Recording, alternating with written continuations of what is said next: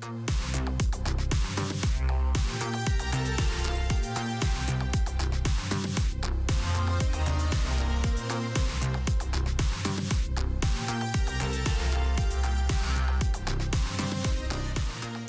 everybody and welcome to ServiceNow Expedition. As usual, we explore ServiceNow universe step by step so that you don't need to get lost in the void. Here are your guides, Mike, Ula and Ivan. After a couple of weeks of traveling between the galaxies, we are back again and ready to deliver. So Ula, what are we going to talk today? We're going to dive into the last part of business rules and look at query business rules. And that's why we had to travel that far in the very, very dark corner closer to the core and database of the universe to explore this particular one. So before we start, I have one quick announcement, as we are now almost in the middle of October.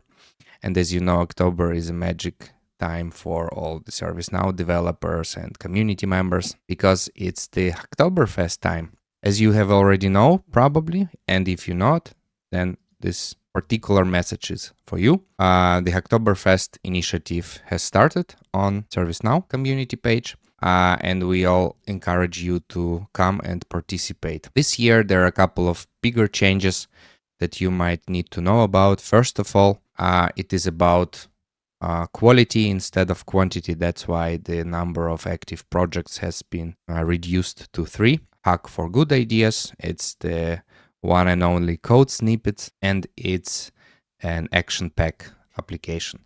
So join the community, switch to this URL. I will, by the way, leave the link under the post and participate. Now let's switch back to our ServiceNow instance where we can start exploring the very, very topic. All right, first of all, I will open our list of records of our expeditions.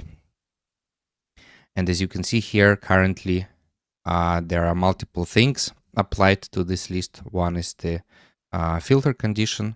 If I remove this filter condition from the breadcrumbs by clicking on all, I will see all the previous records of our expeditions. So Ula, what will we be doing with this list? We're going to filter out records that we don't want to see. Query business rule is, this is the core function of it. You want to, based on some conditions, based on some roles or whatever, you want to filter out to only get those records that really matter. For today, we have prepared just a simple demo. And before we switch, let me increase the zoom a little bit so that it is better in terms of visibility. Because we are talking about business rules and especially query business rules, and as you know, there are lots of other business rules we previously discussed, it is important to understand that the order is coming into play here, and I will probably add it somewhere on the screen now, the picture which explains how the different business rules are executed against each other. The first business rule on the picture is the one we are talking today about, and it is query business rule. Right now we are in the famous application for ServiceNow expeditions. And here we have prepared a new business rule, which is called show only my expeditions. I'm going to open it and let's talk it through. Yeah, after hitting or checking the advanced checkbox at the top of the form, you are now provided with the query checkbox on the right side or in the middle. Yes, and this is a special mode for business rules. I think we can skip the when part because only query is important here. Yeah. And will be recognized by ServiceNow. And we also talked about whether it's valuable to have any conditions for our use case. I think we don't found any conditions here, but probably it's possible to also set some conditions if required. This use case that we have prepared today shows only expedition records where you are the expedition leader. So it's a subset of data. And I presume it's a good thing to say that when you're using query business rules, they will be applied everywhere, Yeah. not only when you're opening a list view of the records. It will also be Precisely. applied On scripts, on reports, data visualizations, everywhere, based on your conditions, of course. So I presume we can just demonstrate what happens, right, when I activate it. So let me Yep. save the record. And I'm going to switch back to the platform, open the expedition records. I try to open all, and as we remember previously, I saw all records. Let's see what happens now. We had Oh my 12 God! Where did they all go? It's just one. So But create- what if we bypass a business rule in ServiceNow? Exactly. There For is. example, with set workflow false in the script. Let's try to do it. I'm going to call our beloved ServiceNow utils and provide BGL to call the current list in the background script. And now here, if I start it, you'll see that only one record is returned, right? But if Yes. I add set workflow false and execute it again, Oh my God. oh my God, this is why the official recommendation of using, right? Because it's at the end, this is just the business rule which you can bypass using the set workflow false.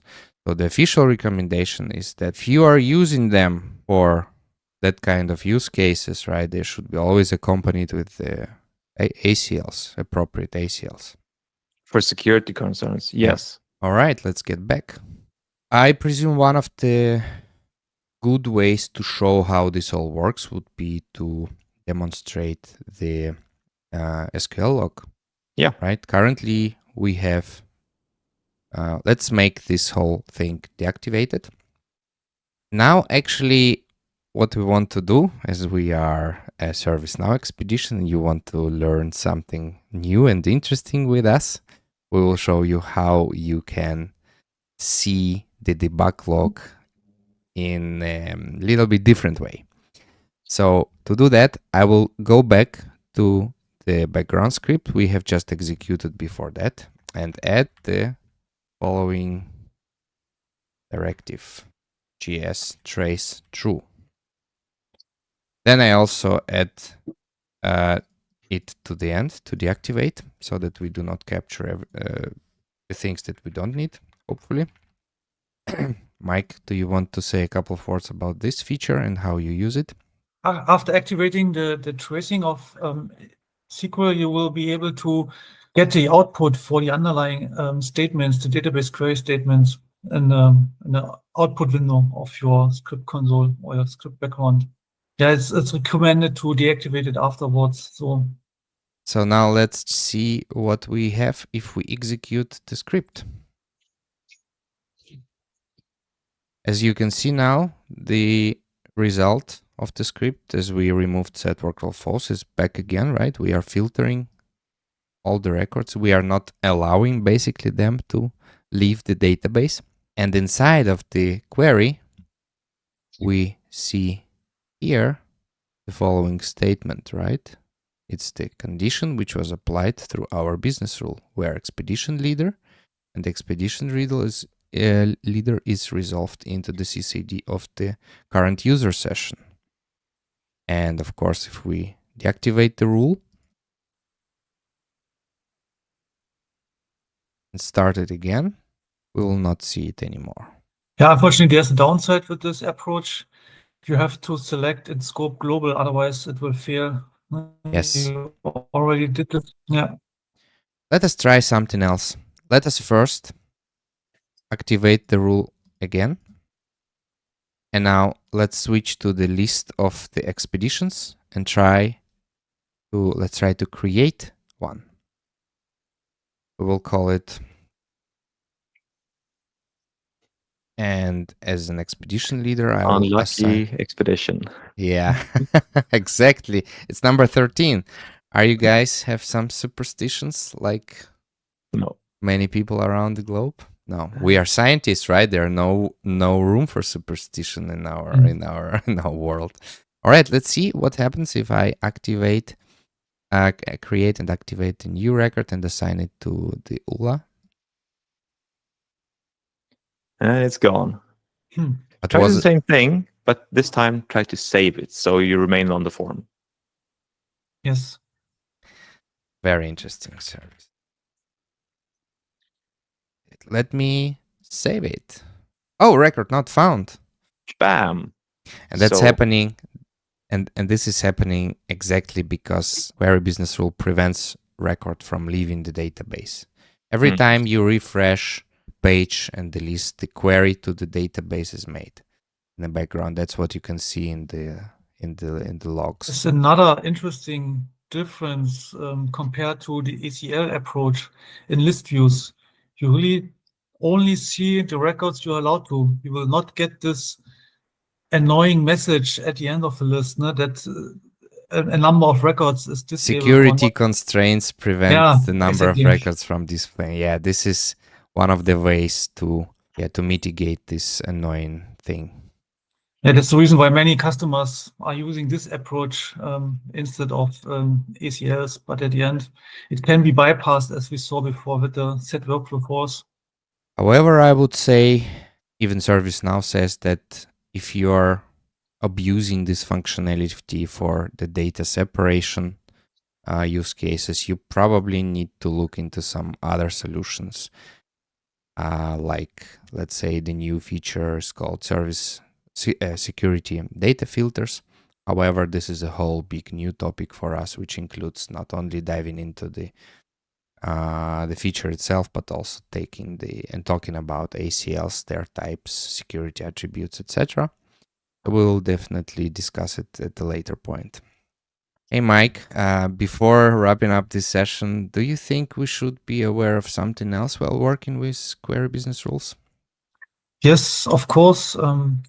Query Business Rules can also be risky in situations when your code is failing. For example, if you have a look here on this code, we selected expedition leader as a column name. But what if you are dealing with many column names, also if they are stored in any variable names, and something happens and this column is wrong? Now, instead of expedition leader, you can remove the underscore here, for example, just provoking a wrong column name, and then let's see what happens. Let's see. I am now saving the rule, switching back to the list, and after a refresh, we do not No see records. anything. But this is kind of a Security mechanism, right? yeah. So if you don't know what you want, you don't get anything. Interesting. Yeah.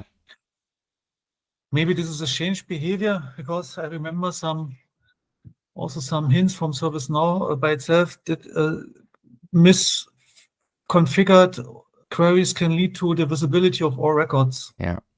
I presume they put an end to it. Well, guys, great session today. A lot of deep knowledge about Query Business Rules. To wrap it up, Ulla, what do we want to say to our viewers? As we've seen today, Query Business Rules prevents data from leaving the database. Therefore, it removes the annoying security constraints message that you can see sometimes. They can be bypassed with setWorkflow force, so it's just a business rule. They should always be accompanied with ACLs. You should watch your query length, because there's a limit in the database layer. You can use Debug SQL and gs.trace for debugging. And make sure to ensure your query accuracy, because mistakes could return all records or none. Great. A lot of things to process, guys. And with all that being said, we'll be seeing you in our next expedition. Bye-bye. Yeah. Bye. Bye.